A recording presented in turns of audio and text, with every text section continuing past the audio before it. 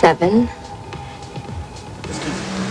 Alors, Doom Generation, c'est très simple. Il y a ceux qui aiment, dont je fais partie, c'est pour ça que je vous le propose ce soir, et ceux qui détestent. Ceux qui détestent, ils voient un film vain, superficiel, passablement mode, et ceux qui aiment, ils trouvent au contraire un film plutôt insolent, assez émouvant, et en tout cas original par rapport au tout venant de la production américaine. On notera d'ailleurs que le film est produit par des Français, ce qui a offert à Gregg Araki, son metteur en scène, une plus grande liberté de manœuvre. Alors Gregg Araki, on avait remarqué ces films dans de rares festivals, c'était des films gay underground. Et avec Doom Generation, il affirme, en tout cas au vu des génériques, vouloir réaliser son premier film hétérosexuel. Ce qui peut paraître pour une légère coquetterie au regard de l'homosexualité évidente qui sous-tend toutes les scènes de sexe de son film. Alors des scènes de sexe, il y en a beaucoup. Et c'est ce qu'il y a de mieux dans le film. Et elles offrent du sexe une vision hors morale, hors norme. Et c'est pour ça que le film est tout à fait bandant.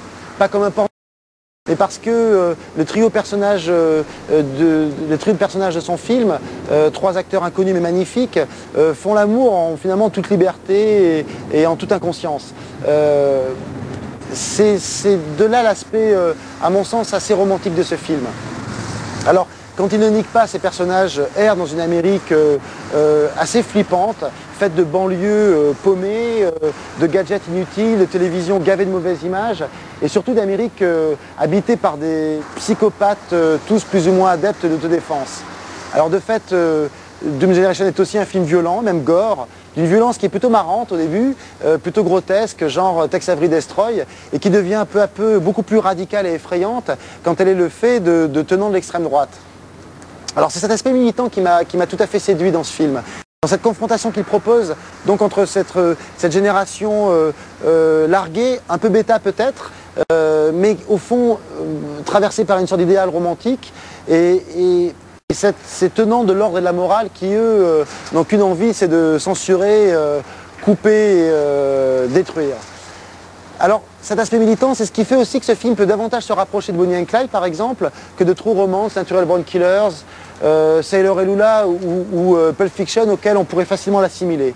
Bon, en tout cas, le film a également quelques maladresses, surtout lors des scènes d'action, mais c'est pas grave parce que je trouve que ça lui rajoute une certaine vie, une certaine sincérité qui est finalement assez rare aujourd'hui. La fin du film pourra en choquer certains parce qu'elle est très brutale.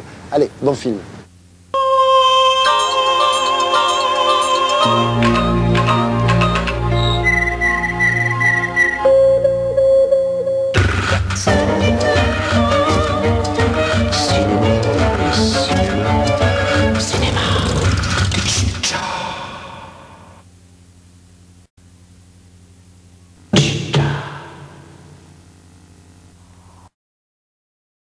La semaine prochaine, je vous passerai un western européen, mais contemporain, Shaman de Bartabas. Allez, bonne nuit.